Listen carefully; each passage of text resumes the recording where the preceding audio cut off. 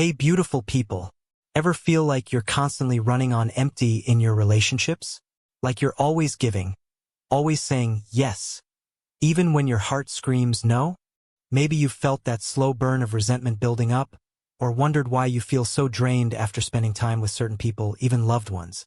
It's a heavy, confusing feeling, isn't it? Like you're losing a bit of yourself, piece by piece, trying to keep everyone else happy.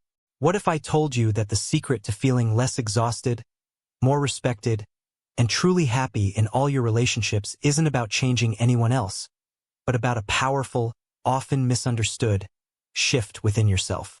It's about drawing lines in the sand, not to push people away, but to protect your peace. It's about boundaries. So let's cut through the noise. What are boundaries? Many people think they're about building walls or being mean, but that couldn't be further from the truth. Think of them like property lines for your emotional, physical, and mental space. They're not meant to keep people out entirely, but to define where you begin and where others end. They communicate what you need to feel safe, respected, and valued in any interaction. It's not about controlling others. It's about taking responsibility for your own well-being and communicating that clearly. A boundary isn't a weapon. It's a tool for self-preservation and the foundation for genuinely healthy, interdependent relationships where both people can thrive without being consumed by the other. It's about respecting yourself enough to ask for what you need. If boundaries are so great, why are they so hard to set? Most of us grew up in cultures that often praised self-sacrifice and people-pleasing. We learned that saying no might mean we're selfish, unloving, or risk rejection. We fear conflict, hurting someone's feelings, or losing a relationship entirely. The guilt can be immense, right? We might believe we're being nice by always accommodating, but often, this only leads to resentment, exhaustion, and feeling taken advantage of. We become chameleons, constantly adapting to others' needs, losing touch with our own desires and limits. Understanding why we avoid boundaries is the first step to overcoming these deeply ingrained patterns and stepping into a more authentic way of relating. Boundaries aren't one size fits all. They come in many forms. There are physical boundaries, like needing personal space or consent for touch.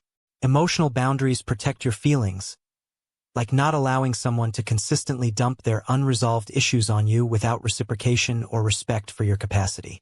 Time boundaries mean valuing your time, saying no to last-minute requests, or protecting your evenings and weekends. Material boundaries involve your possessions, lending things with clear expectations or declining to lend at all. And intellectual boundaries protect your thoughts and opinions from being constantly dismissed or argued against. Recognizing these different types helps you pinpoint exactly where you need to draw your lines, giving you a clear framework for protecting all aspects of your well-being. Before you can communicate a boundary, you have to know what your boundaries are. This is where self-awareness comes in. Take a moment to reflect. What situations leave you feeling drained, resentful, or disrespected? Where do you constantly feel taken advantage of? When do you find yourself saying yes, but wishing you could say no? Pay attention to those gut feelings, those subtle clues your body gives you: the tension in your shoulders, the clenching in your jaw, that sinking feeling in your stomach. These are your internal alarms, signaling that a boundary might be needed. Your yes should feel expansive and joyful, and your no should feel protective and empowering. Understanding your energy levels and emotional capacity is key to identifying your unique limits. Now for the crucial part: how to actually say it. The key is to be clear, calm, and direct, using I statements. Instead of, "You always dump your problems on me," try, "I feel overwhelmed when you share heavy emotional topics without asking if I have the capacity. I need to set a boundary that I can only listen for 15 minutes today." Or, instead of, "You shouldn't borrow my car without asking," say, "I'm not comfortable lending out my car without discussing it first." Remember, you don't need to over-explain or apologize. State your boundary clearly and concisely. Practice these phrases aloud. The more you articulate your needs, the easier it becomes, and the more others will learn to respect your authentic self, leading to more honest and healthier interactions. Let's be real. Not everyone will cheer for your new boundaries. Some might push back, feel hurt, or even try to manipulate you back into old patterns. This isn't a sign that your boundary is wrong. It's often a sign that the old dynamics serve them, and change can be uncomfortable. It's okay for them to have their feelings, but it's not your job to manage them or abandon your boundary.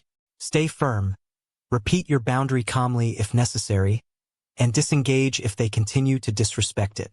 For example, I understand that's frustrating for you, but my boundary on this remains the same. Remember, consistency is key. The more you honor your boundaries, the more others will learn to respect them, and those who truly value you will adapt.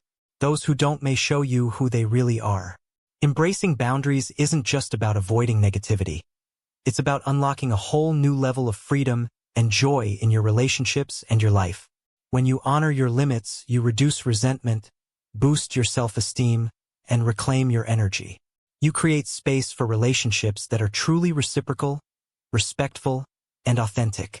You'll find that your yes means so much more when your no is clear. You'll attract people who appreciate the real you, not just the version of you that constantly sacrifices. Imagine feeling genuinely energized after social interactions, having time for what truly matters to you, and experiencing connections built on mutual respect. This isn't just about setting limits. It's about building a life and relationships that feel genuinely good. So there you have it. Boundaries aren't just rules. They're acts of self-love that ripple out to improve every relationship you have. They're a powerful gift you give to yourself and, ultimately, to those you connect with, fostering deeper respect and understanding.